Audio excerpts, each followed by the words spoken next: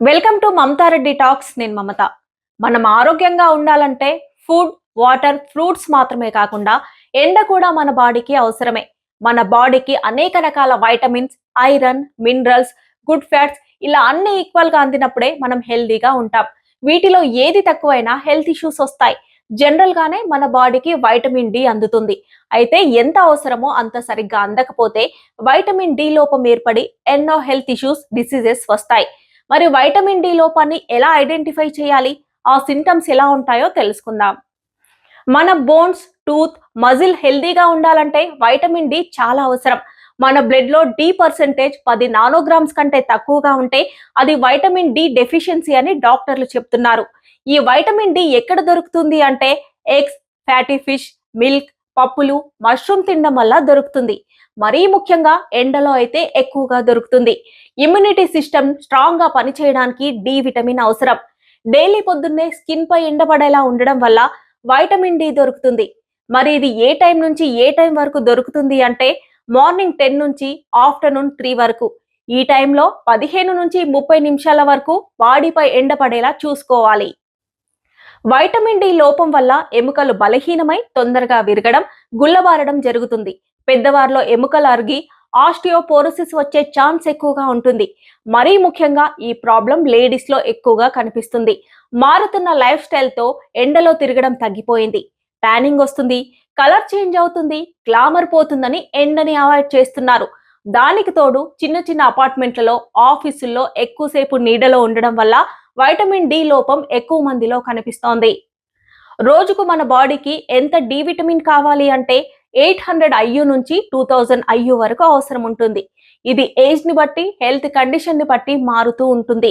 Dark skin ఉన్న వారిలో vitamin D లోపం ఎక్కువగా కనిపిస్తుంది. ఫేర్ స్కిన్ ఉన్న వారిలో ఈ లోపం తక్కువగా ఉంటుంది.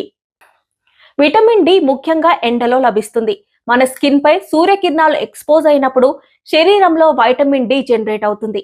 అయితే డైలీ ఎక్కువసేపు ఎండలో కూర్చోవడం, నడవడం అవసరం లేదు. అలా చేయడం వల్ల కూడా నష్టం జరగొచ్చు. వారానికి 3 సార్లు 15 నుంచి 30 నిమిషాలు ఉంటే చాలు.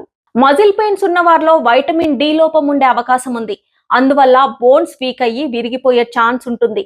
పిల్లలో రికెట్స్ వ్యాధి రావడానికి కారణం కూడా డి విటమిన్ లోపమే. దీనివల్ల ఎముకలు సరిగ్గా ఎదగకపోవడం, ఆకారం మారిపోవడం జరుగుతుంది. వైటమిన్ డి లోపం వల్ల టైప్ 2 డయాబెటీస్, హై బీపీ, కొన్ని రకాల క్యాన్సర్లు కూడా వచ్చే ఛాన్స్ ఉంది.